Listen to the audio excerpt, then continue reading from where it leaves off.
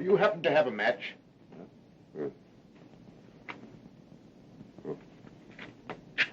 Say, where do you come from?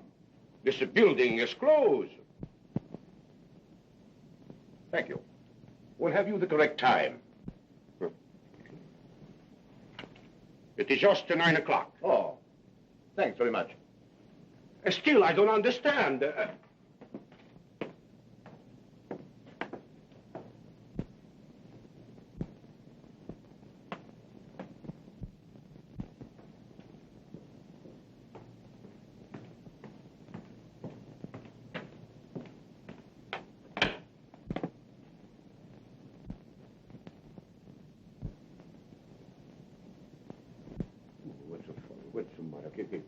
What you know,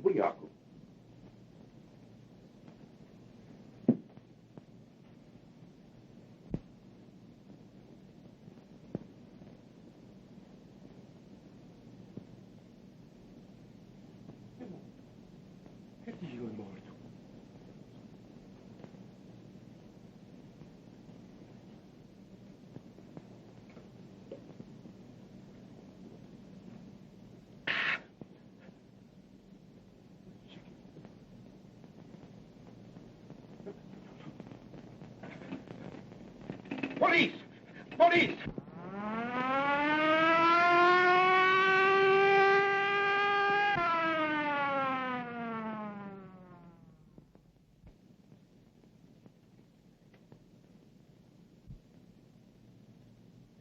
Death was caused by strangulation, Inspector.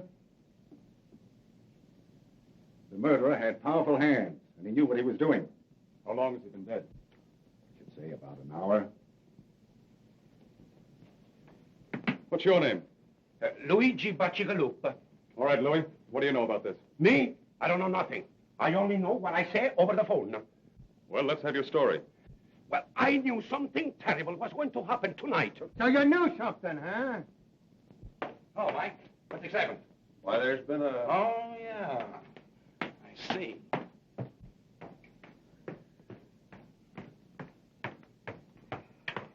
Hello, Casey. Come on, Casey, give. I got a date with Inspector Riley. Sure you have. Only Riley don't know it. Will you go on in and tell him? Then he will know. Come on, scram. Now, you know Riley always lets me in on a murder. How'd you know this was a murder? Easy. I made a quick checkup on the population of the city and found out we were one short. Yeah? Well, if you don't get out of here, we're going to be two short. Ah, you admit it. I'd be victim number 2, so who was number 1?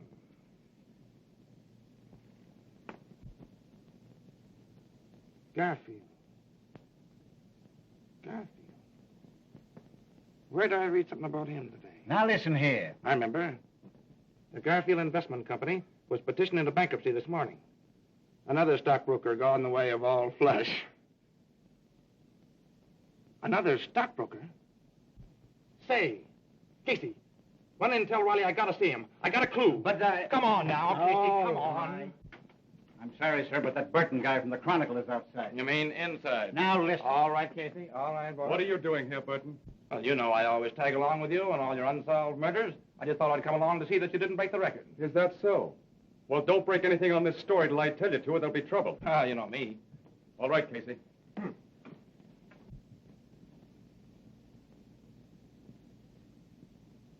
Strangled, huh? Just like the other cases. Yeah, that's not the only similarity either. When the murderer was leaving the building, he asked the janitor for a match and the time. Yeah? The fourth case we've had just like this in a month. Clues are all the same, and they lead no place. I think we've got a clue. What do you mean? Has the fact taken residence in your cranium that Garfield is the stockbroker, and that the other 3 victims of the recent murder cases were also stockbrokers? Where does that get us? Why, gives a tip on the kind of man to look for. Instead of wasting your time on thugs, you can concentrate on the clients of Garfield and the other stockbrokers. See, if we're going to suspect everybody in this country that's sore on stockbrokers, we're going to be getting out indictments for half the population of the United States. Hogan's right, as usual. Your theorizing's okay, kid, but I'm with the inspector. We got to start with Bucci-Galacci or Louis. He got a swell peek at this guy as he left the building. I'm going to take him down to headquarters and let him drag an eye through the rogues gallery. The rest of the men from the homicide squad are here, sir. Send them in. All right, boys. Hi, gang. Doc, let me have a record of the autopsy as soon as you can. All right. Get me a complete photographic record of everything. Footprints, fingerprints, the whole works. Yes. If we fall down on this case, we're through, the bunch of us. And as for you, Mug, when you write this up, use only the barest details. I don't want them to know anything we found out. Say, Sherlock, I can write all you found out on a postage stamp. And still have room on it to do a jigsaw puzzle. Is that so? You seen you?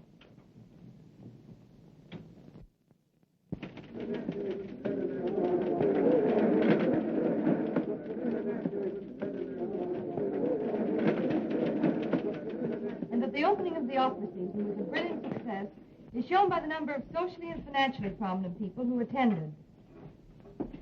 The beautiful Mrs. Leland Gray Switzer lent a charming presence and was attired in a severe white evening gown covered by an ermine wrap. The lovely Miss Myrtle Hempstead was there also, and she wore a Running gown... pants, football cleats, and a spray of rhubarb. And a good time was had by all, because that worthless reporter from the Chronicle favored the gathering by his absence. As to what he was wearing, he was just wearing on everyone. How many times have I asked you not to spoil my record? About as many times I've asked you to marry me. Only up and up, Jerry. How about it? We get a place and raise some chickens? What do you say? Huh? Oh, Jack, I have so much to do. Go away. There you are. Marry me and I'll do all your work for you. I overheard the city editor say this morning that as far as your work was concerned, well, you better snap into it. Oh, yeah? For you, Miss Crane. Thanks.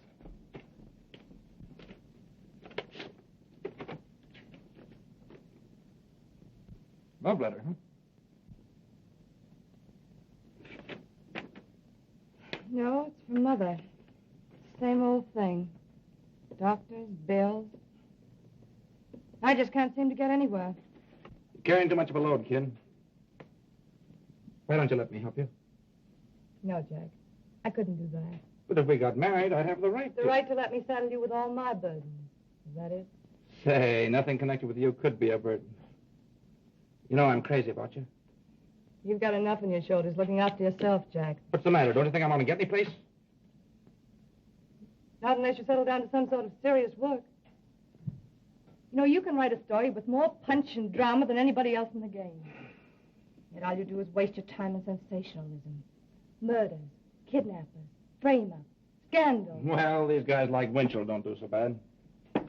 You're no Winchell, yes. Say, the only difference between me and Winchell is that he's been around more places than I have.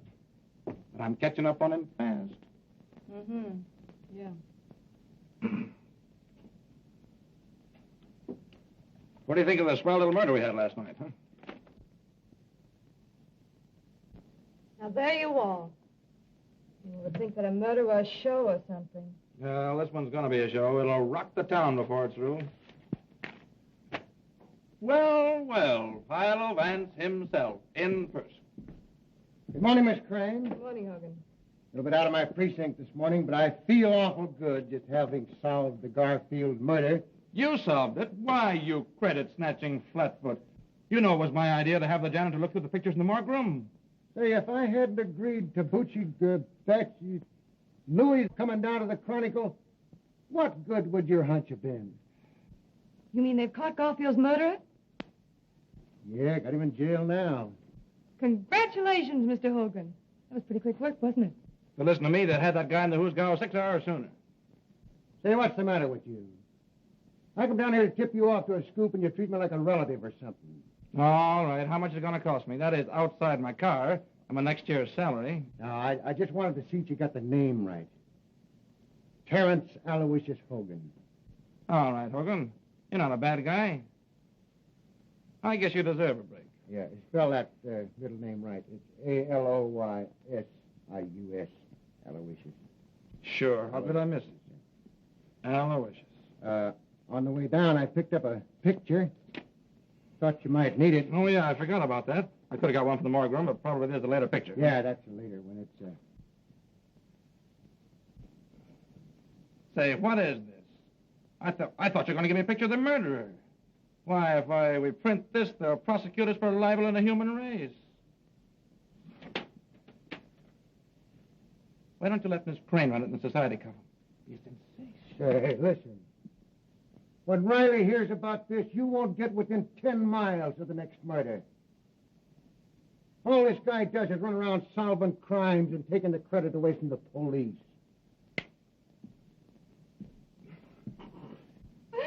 Poor Hogan. He means well, but he just ain't bright. Say, kid, what do you know about this big shot Breen, anyway?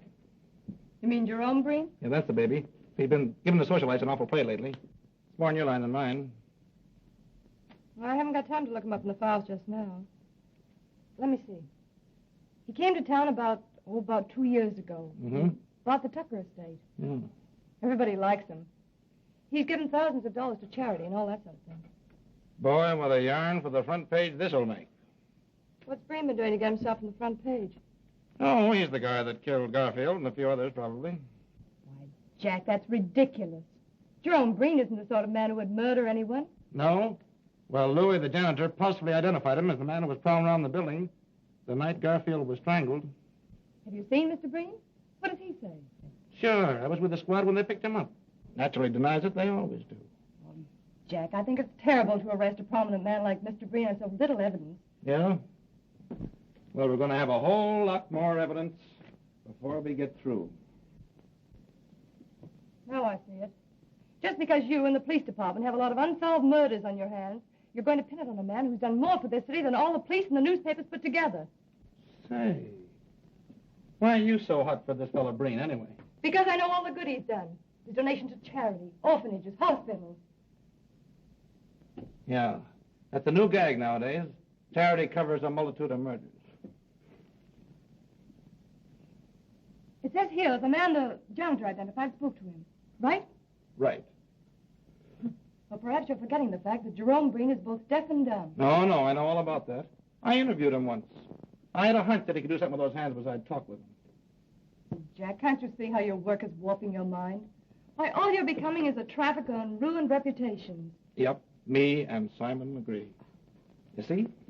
It all comes back to what I said in the first place. We're always arguing. We can never agree on anything. The only thing for us to do is to get married. With your cruel attitude towards people, I wouldn't marry you if you were the last man in the world. Baby, if I were the last man in the world, I'll say you wouldn't marry me. You'd be run over in the stampede. Why, you...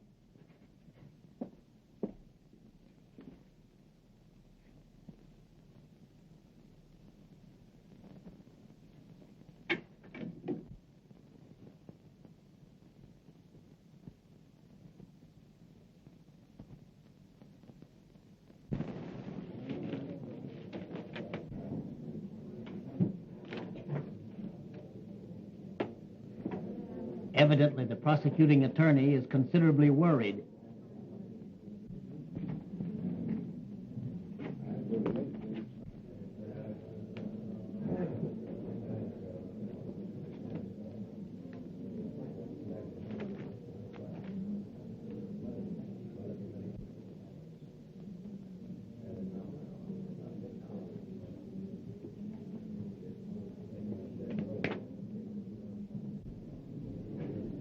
Mr. Breen says that if the prosecuting attorney has any hopes of winning the case, he should be worried.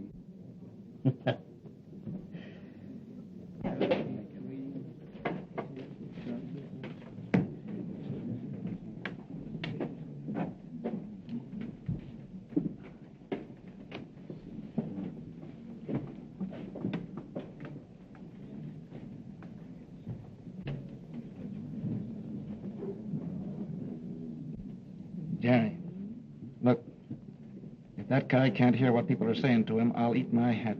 Oh, don't be silly, Jack. Why, all intelligent deaf people are lip readers. Oh, yeah? What do you think, Chief? Will they get a conviction? I don't know, Hogan. It's got me. All the state has to go on is the testimony of this janitor.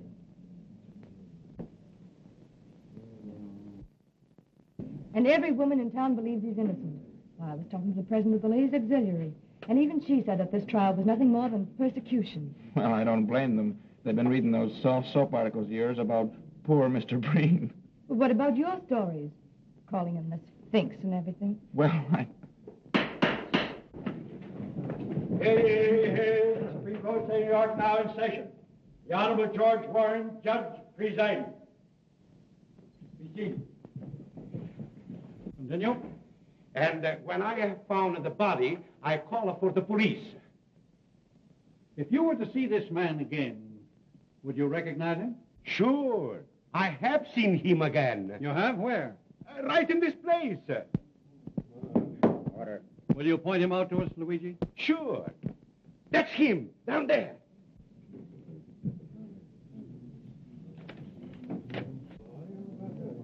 Order. You're quite sure that you couldn't be mistaken? Sure. I saw him with my own eyes, and I heard him with my own ears. That's all. Your witness.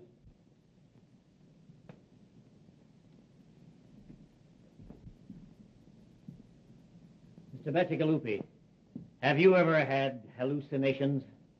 Come again? Order. I mean, do you ever imagine that you hear things or see things? Your Honor, I object. Objection sustained.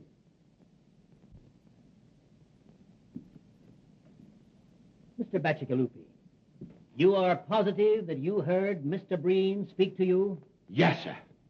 Suppose I should prove that it would be impossible for Mr. Breen to speak. Was you there? Order. What would you say if I tell you that we're going to prove that Mr. Breen is deaf and dumb? I say you were a screwy. Order.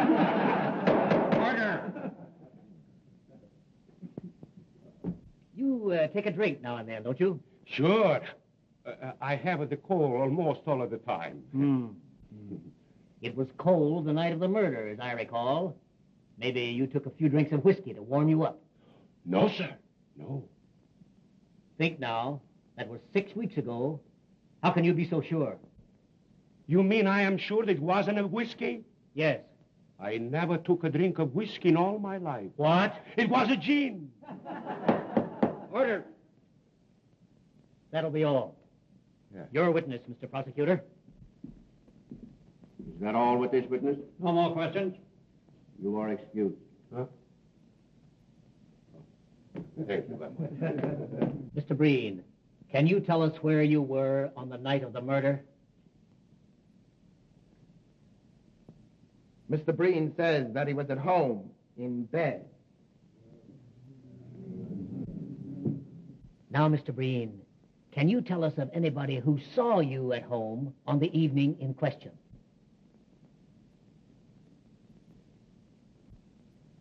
Mr. Breen says that I was at his house at the time. All right, Mr. Jenks. We'll get your testimony later. That will be all, Mr. Breen. Your witness. You see, if Mr. Breen weren't innocent, he could have hired a flock of witnesses to prove an alibi. Yeah? And if he's the shrewd boy I think he is, that's just what he wouldn't do. Jack, I'm surprised at you. Why, this is the flimsiest evidence I've ever heard given in a murder trial. I don't give a hang about the evidence. I tell you, Louie's right. If this guy is acquitted, we're going to have some more murders. Oh, ridiculous. Your name? Augustus Calvin. Your profession? Physician and surgeon. Dr. Calvin. Doctor, have you examined Mr. Breen, the defendant? I have. Did you discover any abnormality in his physical structure? Yes. Mr. Breen can neither hear nor speak. Order.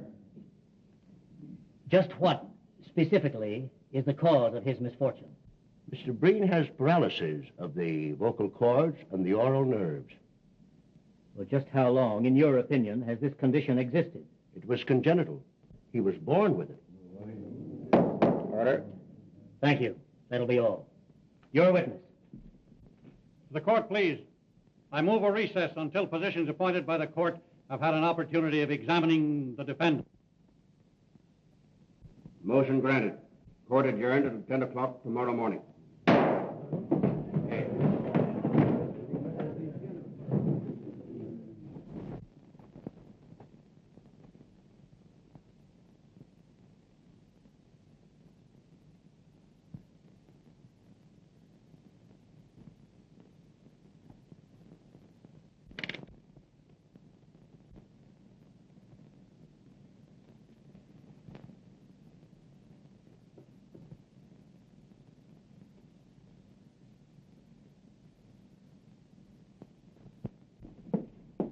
Hello, Jack.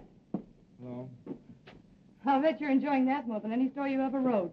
Please, Jerry, go away and let me enjoy my piece, will you? Oh, forget it, Jack. Why, you just had a wrong slant in the thing from the beginning. Wrong slant, huh? Say, it would take more than the decision of 12 dumb clucks to make me change my opinion. I suppose all we gotta do now is to sit back, wait for some new murders, and cheer. Oh, don't be silly. Hey, I'll be through this in a minute. How about tying on the old feed bag? I'm sorry, I have an engagement. Yeah? Who's the lucky guy? A very, very dear friend of yours. All right, who is it?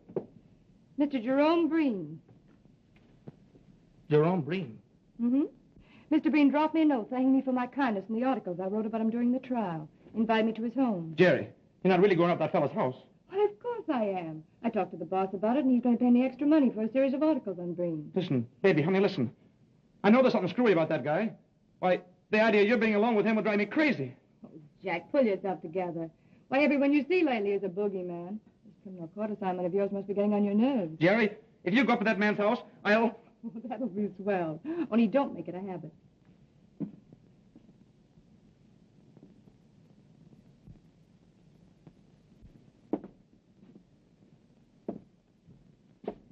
You, Mr. Burton?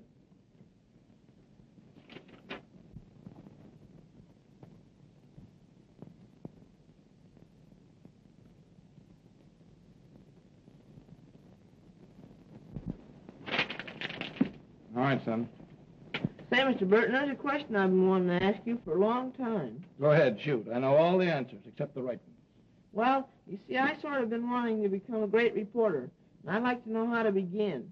Well, son, when you find out how to begin to be a great reporter, let me know. And I'll start with you.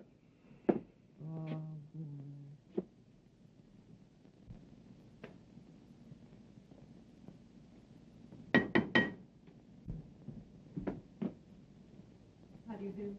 How do you do, Miss Crane? Won't you come in, please?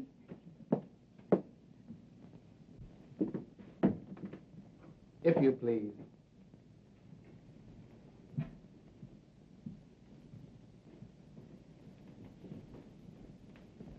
It was so good of you to invite me, Mr. Breen.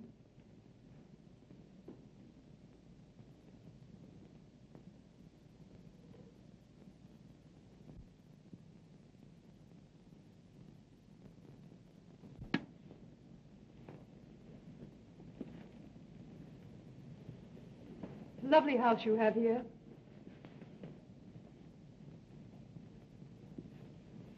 Mr. Breen says that the house is far lovelier for your presence. I certainly wish to congratulate you on your acquittal, Mr. Breen. The whole thing was preposterous.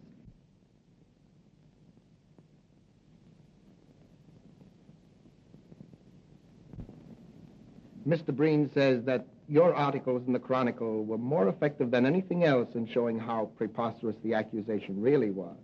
My. If these compliments continue, I'm sure I'm going to be so conceited I won't be able to write a good interview.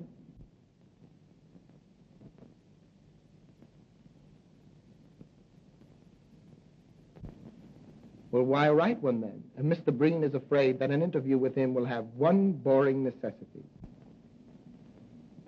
I don't understand.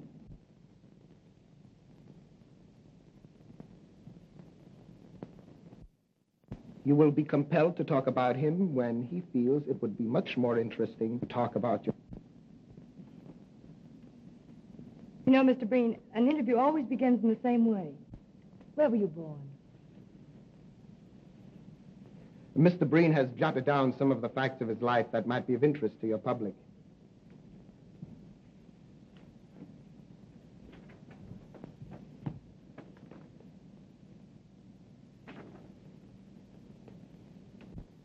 You may use the material in any way you see fit.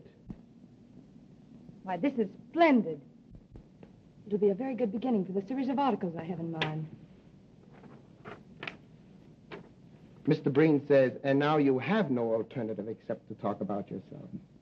And now, Miss Crane, if you will pardon me, I shall make the tea. I do hope Mr. Breen isn't bored.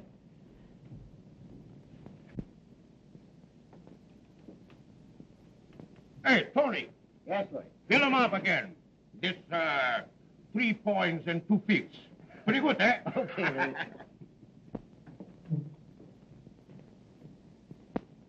There you are. Ah, thank you. Hello, Louis. Hello, Mr. Burton. Well, when'd you give up drinking gin? Me first drink the wine, then the prohibition she comes, and me and all the good American citizens drink the gin. Then the law, he says, we must drink the beer. So me, Luigi Bacigalupe, drink the beer. Have one on me, huh? No, thanks. I'm not drinking. Kind of worried. What are you worried about? I am worried, too. What you got to be worried about? I am worried how I am going to get out of here. What do you mean? See, it's like this.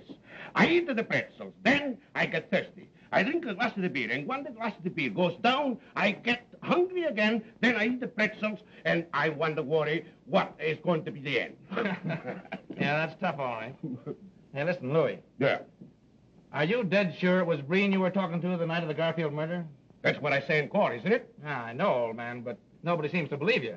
Now, after all, you know, you were drinking pretty heavily that night, weren't you? You might have been mistaken, huh?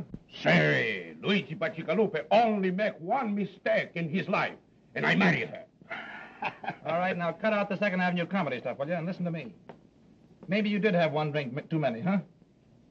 Maybe you were seeing things, huh? Say, a few shots of gins means to me as much as a glass of milk means to you. I was brought up in it. I mean, the gin, not the milk.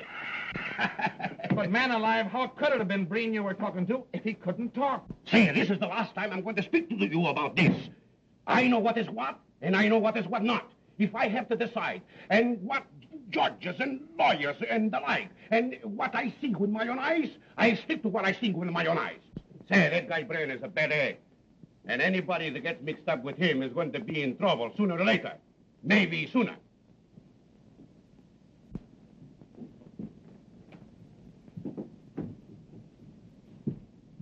I don't believe Mr. Breen was expecting you, Mr. Werner. Well, I've got to see him. I'll wait. All right.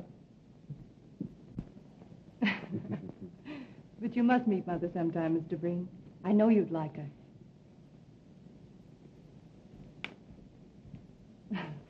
Mr. Werner's calling.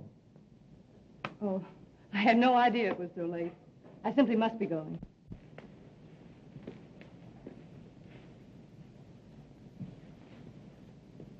Mr. Breen says he hopes you will come often. He is very lonely. You're very kind. And it is so restful here. I'm afraid I'll wear out my welcome. Thank you. Goodbye.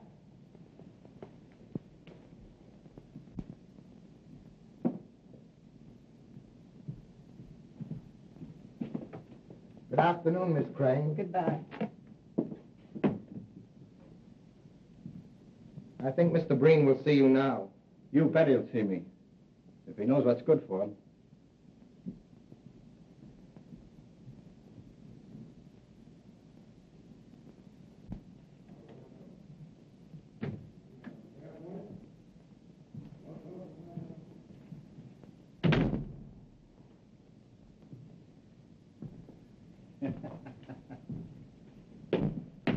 Oh, boys. Hello, Hogan. Rally in. Yeah, he's in. You better stay out. What's the matter? Hydrophobia. Ah, well, he's always glad to see me. Hey, listen, you. Did you hear what I said? I said no. Well, go ahead. Make it snappy. What do you want? Me? Oh, I just dropped in for a drink. You know better than to drop into a police station for a drink? I don't know what this country's coming to when a guy can't get a drink in a police station. Come on, Scram, I'm busy. That's all right. You're not bothering me. See, your girlfriend Jerry's playing around with your old pal Breen. Yeah, that's what's got me worried. Why don't you do something about it? I can't, Jim. I've talked to her till I'm blue in the face, but you know how a dame is. The more you knock a guy, the more she's for him. I'm sorry for you, kid, but I get grief of my own. I'm not in so strong with the police commission. Hey, Chief, there's a Mr. Werner here to see Burton. Werner? To see you? Oh, yeah, I forgot to mention it. I told him to meet me here. Say, what do you think this place is, a reception room? Listen, Jim, this guy may have a clue on the Breen case. He called me at my office, but I couldn't see him there on account of Jerry. Well, It's about the reward that my boss offered on the Garfield case, see? I wanted to hear him in case he has anything important to say. And what am I supposed to do? Play stenographer and take down a report of the conversation? No. You go in the other room and listen. I don't think a full view of that mug of yours will make anybody inclined to talk. Oh, is that so? Show him in, Casey. Huh?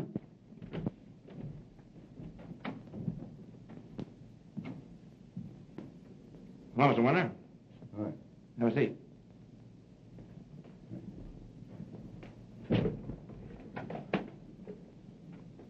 I hope you don't mind my asking you to come here, but you see, there are reasons why I couldn't have you at the Chronicle. No privacy. It's all right with me. Besides, you might need the cops before you get through. Yeah. Well, Mr. Warner, what do you know? What do you know about Breen? And I know anything about Breen. I'm only a stockbroker's clerk. But I keep my eyes open. Yeah, but I thought that... I said I knew somebody connected with the Garfield murder. And maybe a few others. Well, as I told you over the phone, if you give us the right tip, there's $5,000 in it for you. Now get this, Burton. I've got a date tonight with a certain party. If he treats me right, there's no story. Well, where do I come in? You're going to be at my house at 8:30 tonight with $5,000. Either I tell you the story and get the dough, or it's no sale. But there's the address. Remember, 8:30. Oh, and another thing. If you should get there before me, don't say anything to my mother. She thinks the party I'm dealing with is on the up and up.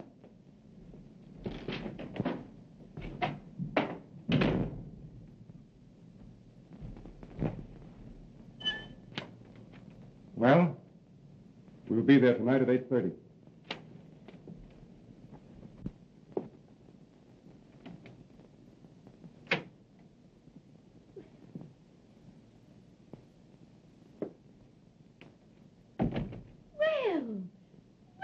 Mr. Breen, I didn't know Dave was expecting you.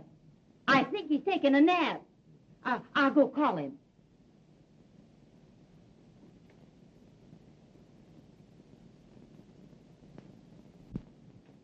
Oh, yes, upstairs.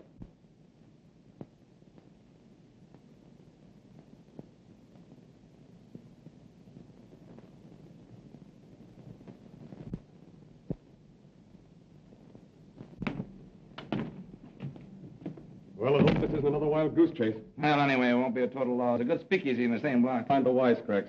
Better get going. It's 8:10 now.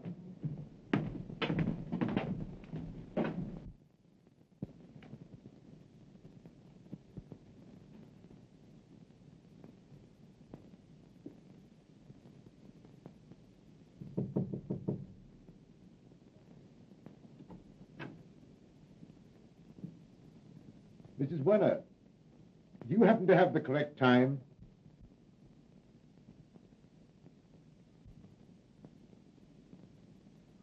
Oh.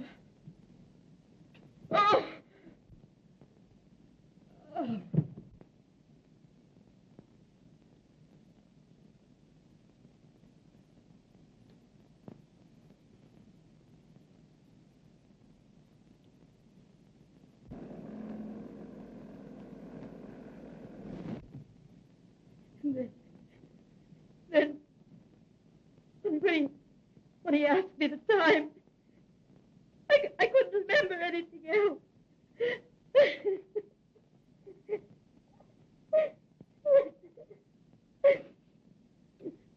Oh, let me go up to him. No, you mustn't do that, Miss Werner, please.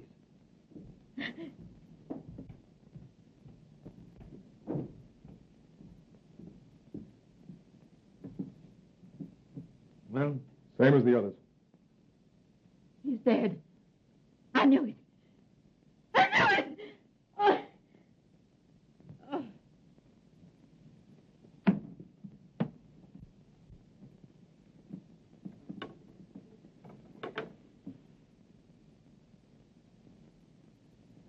What are we going to do? Undoubtedly, Werner knew Breen's secret. That's why Breen did away with him. Yeah, that's right. We're going to that skunk's house. Hey, what about her? We'll take her to the neighbors. Come on.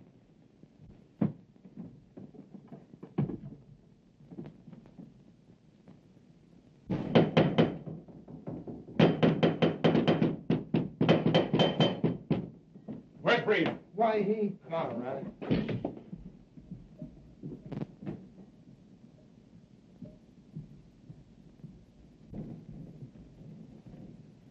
Get up, Breen. I want to talk to you. I say, sir, you've no right. Shut up, you. I'll make my own right. Breen, you murdered Werner. We've got the goods on you. Mr. Breen says you'll talk to him civilly or you'll leave his house. I'll talk to him civilly with a poke in the snoot. Breen, a man named Werner was murdered tonight. His mother will testify that you did it.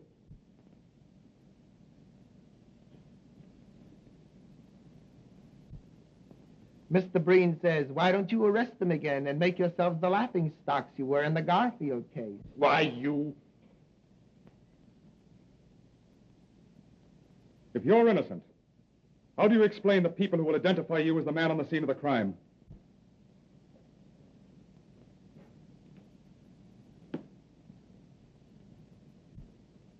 Mr. Breen says, if you look at the matter calmly, it is easily explained. The watchman on the Garfield case was obviously drunk and might have identified anyone. And Mrs. Werner, after her son was murdered, probably had an hallucination caused by what she'd been reading in the papers.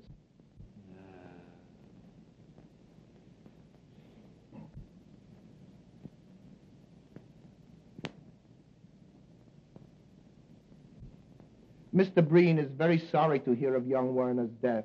He liked the boy immensely, and he will do all he can in order to help to bring the murderer to justice. Thanks. Breen, where were you tonight at 8:30? Mr. Breen has had a very bad cold. He lay down at 6 o'clock and slept until you gentlemen wakened him. Uh-huh.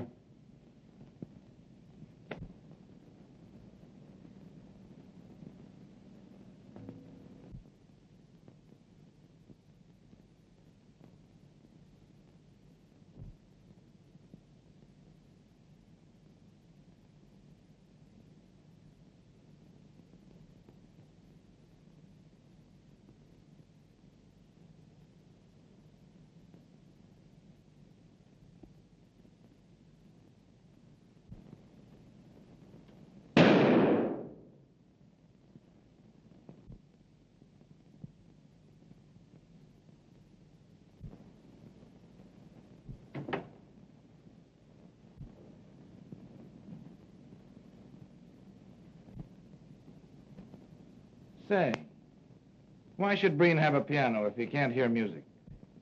Mr. Breen has the piano for the enjoyment of his guests. Oh, yeah.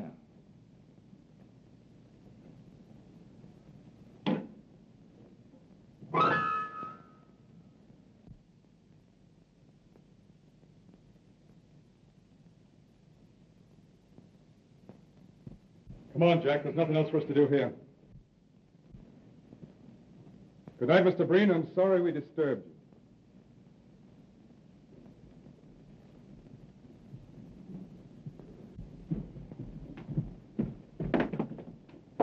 Good night, gentlemen. Say,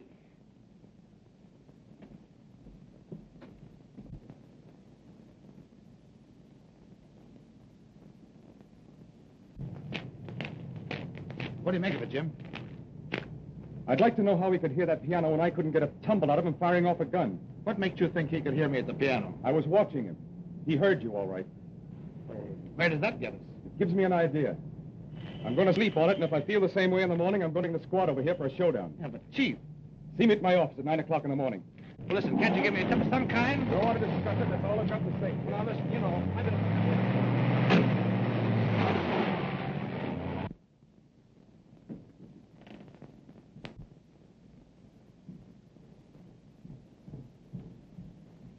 That copper is onto something.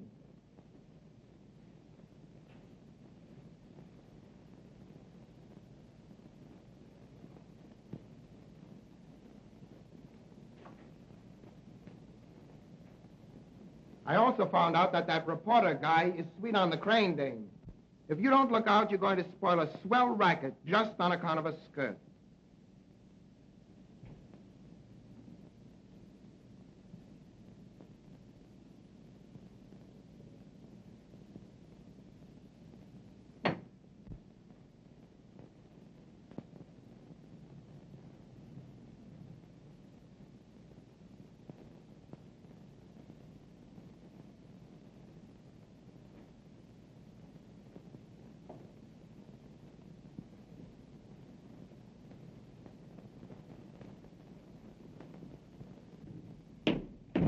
Hi, boys.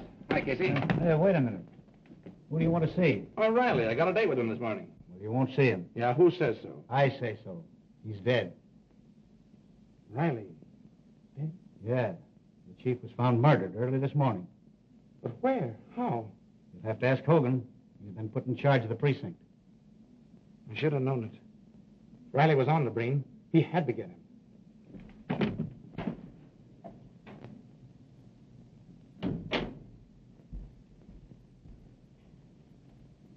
Hogan, how did it happen? Tell me about it. Riley's wife found him in bed, 7 o'clock. Strangled like the other guys. How could the murderer get to him? Easy. Alleyway and a fire escape leading to his bedroom window. Now I know it's Breen. Yeah? What are you going to do about it? Can't get anything on him.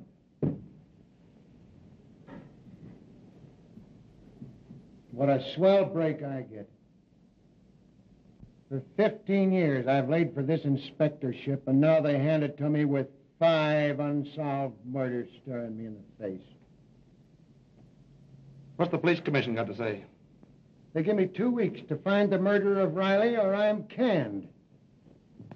You can send in your resignation right now. You get anything on Breen, he'll take care of you just as quick as he took care of Riley. Yeah. I wonder why he went after Riley. Riley found out some kind of clue at Breen's house last night. He's going to tell me about it this morning. Breen got wise to him, bumped him off. What was you and Riley doing at Breen's house last night? We went up there on the Werner murder. Couldn't get to first base. And what's the lowdown on that Warner case? I was somewhere else. He got Werner for the same reason. Werner got wise to his secret. I tell you, that guy Breen's a maniac. He'll kill anybody who finds out about him. I wonder who else might stumble onto that guy's secret. We might just as well tip him off to stay away.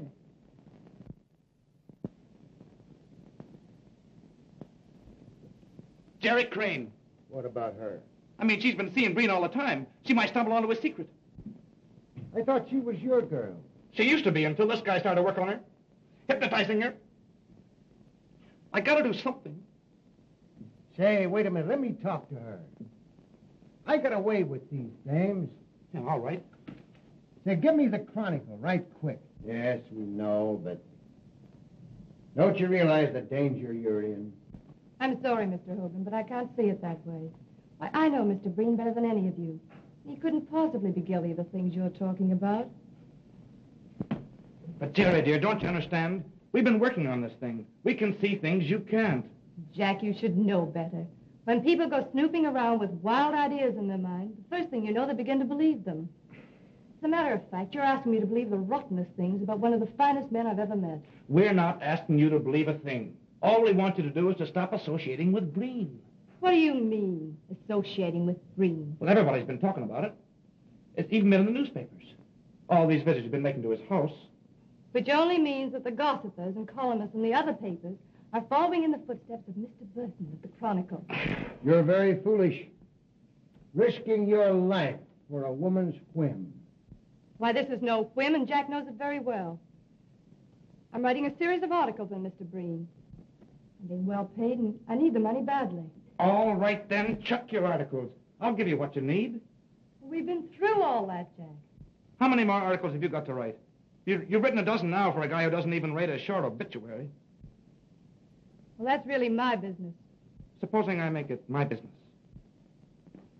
Now, see here, Mr. Burton. I like Mr. Breen, and I'm going to see him whenever I want to. But, Jerry, listen, honey, don't go now. Have dinner with me and talk it over. As a matter of fact, I'm having dinner with Mr. Breen. What? Don't you realize that bird has bumped off 2 men in the last 24 hours? Don't that mean anything to you? What? Yes.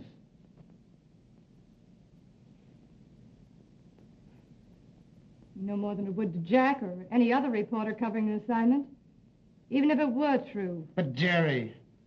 Oh, I'll tell you what I'll do.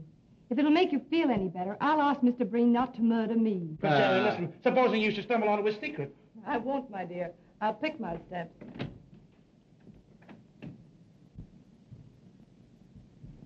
Hogan, I don't care what she says. She's liable to go up to the house tonight and never be heard of again. Send Casey in here. We've got to do something. Calm down now and let me handle this, will you? You want me, Chief? Yeah, I want you and Sullivan to watch that Breen house.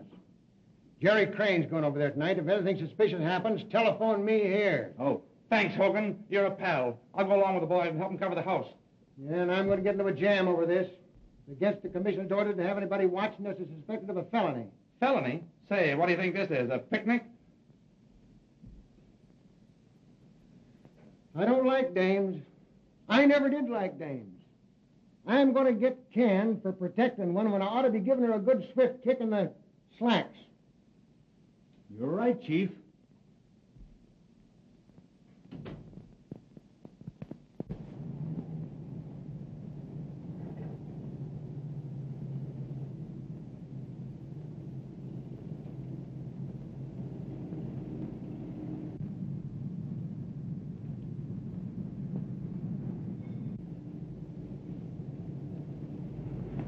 Is that the Crane dame just went in the house? Yeah, I was talking to Burton when she went by. Just our luck. She's a good-looking dame. We're liable to have to wait here for hours. Well, it's Hogan's orders. You better keep circling the block.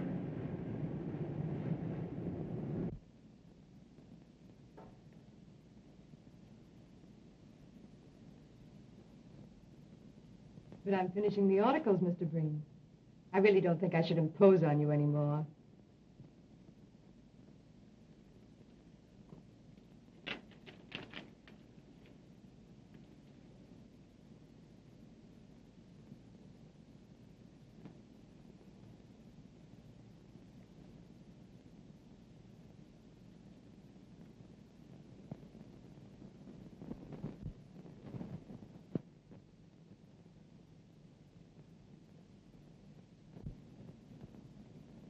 I can't see any reason why I should stop coming up here. You seem like an old friend whom I've known for years.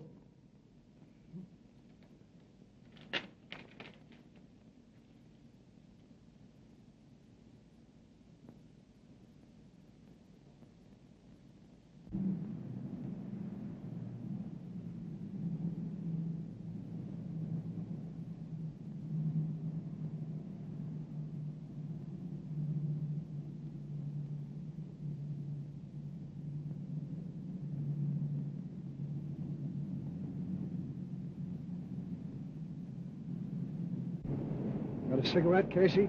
Sure.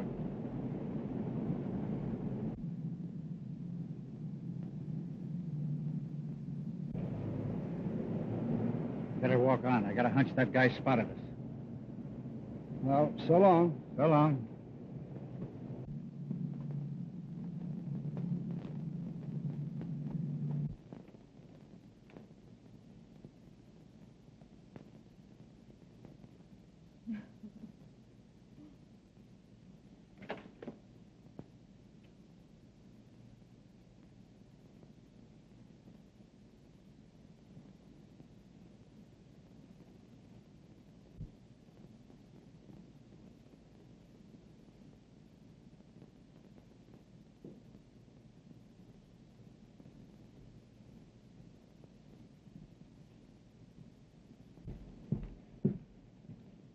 I told you about that dame. There are a couple of dicks outside watching the house.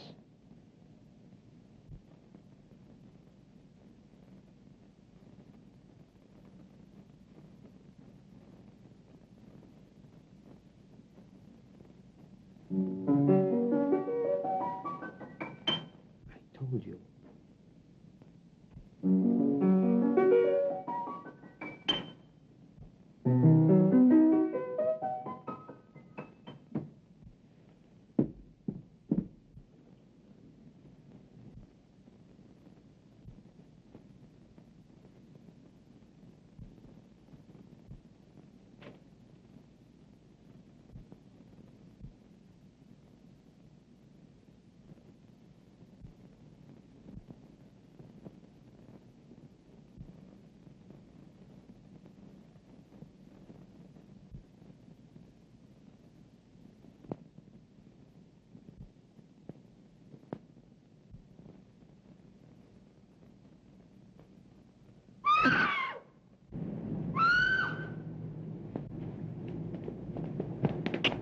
Phone Hogan. Come on, Casey. Quick.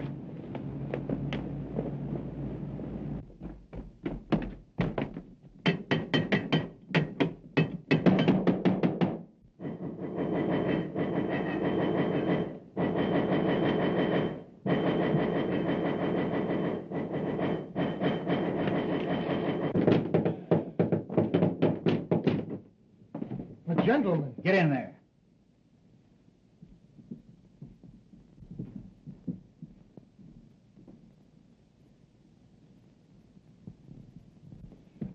Where's Jerry Crane? Now listen here, You shut up. What have you done with him? Casey, I'm going to search the house. Keep these two birds covered. Right.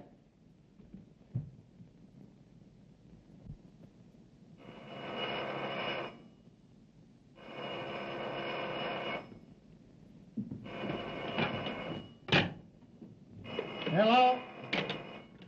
Hello? Yeah, Hogan? I'll have the squad right there.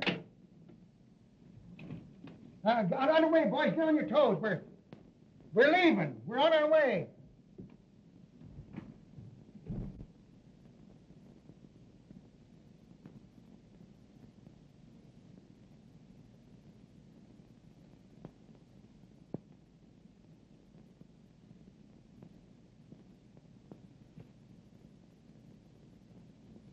Hey, do you think I'm going to believe any of that junk you've been writing? Now, look here, I'm going to get the truth out of you if I have to choke it out of you. Any luck? Not a sign of her anyplace. The joint's empty. What's he say? Oh, that guy can lie fast as he can write. He says Miss Crumb here at all tonight. Didn't you tell him we saw her come in? Yes, he says that's a maid, and she went out the back door. Say, if you know what's good for you, you'll come across. The minute I find out anything's happened to that girl, you'll be on the business end of a bullet.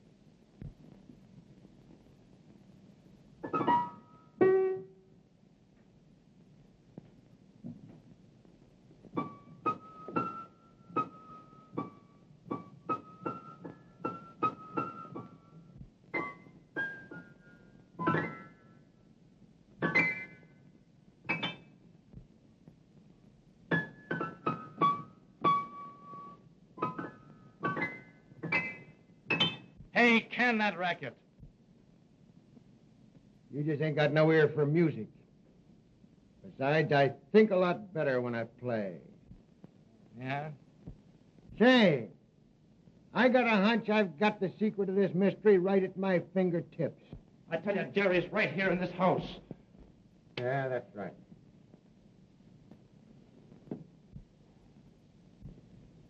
Say, didn't Riley say something about getting a clue around here? Yeah, he said something about Breen being able to hear the piano. Yeah.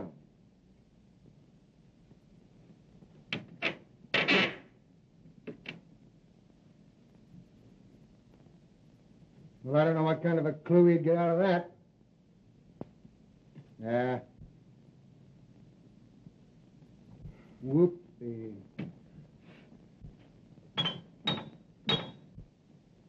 Look!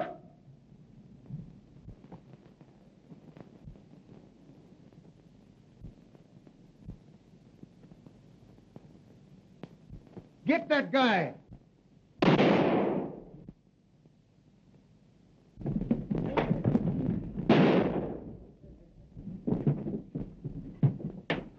Jerry. Take it easy. You all right? I'm just a bit shaky.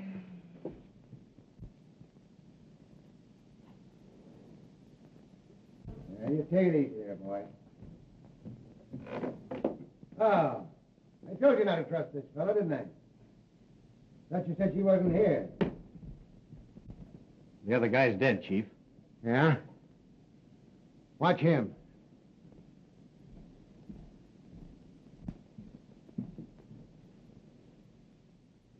Well.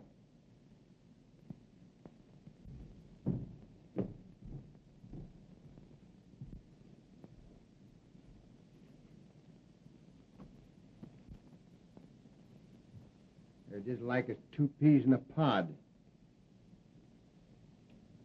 They can't both be deaf and dumb.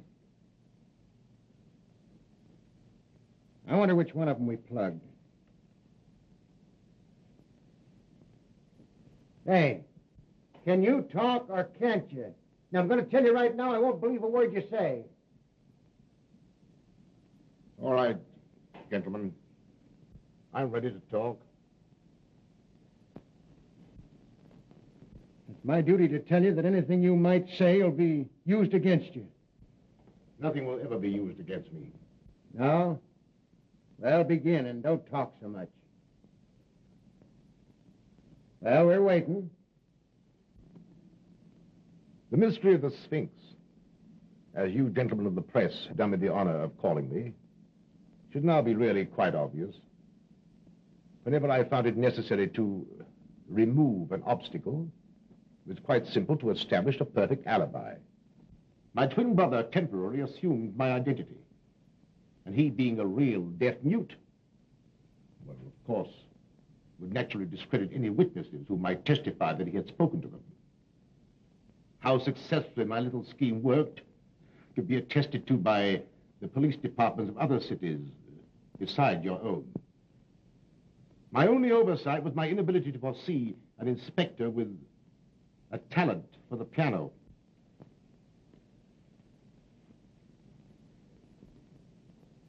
So you admit that you got Garfield, eh? Unfortunately, I did.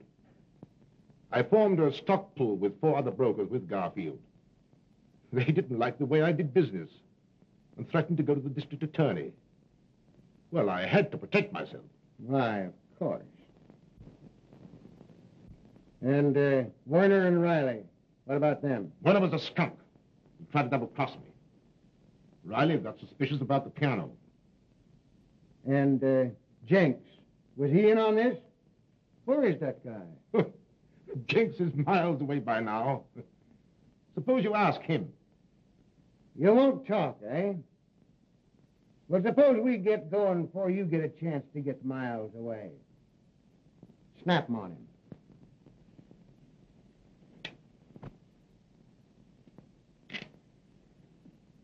All right. I'm ready. No.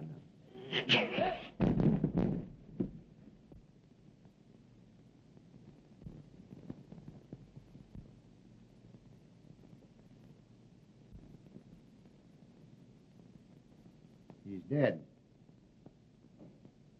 Must have been heart failure.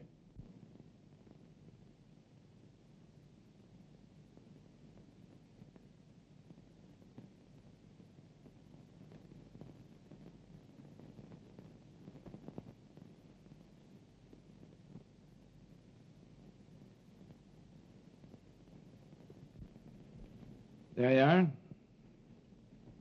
Careful. What's that, a souvenir? That's how he died.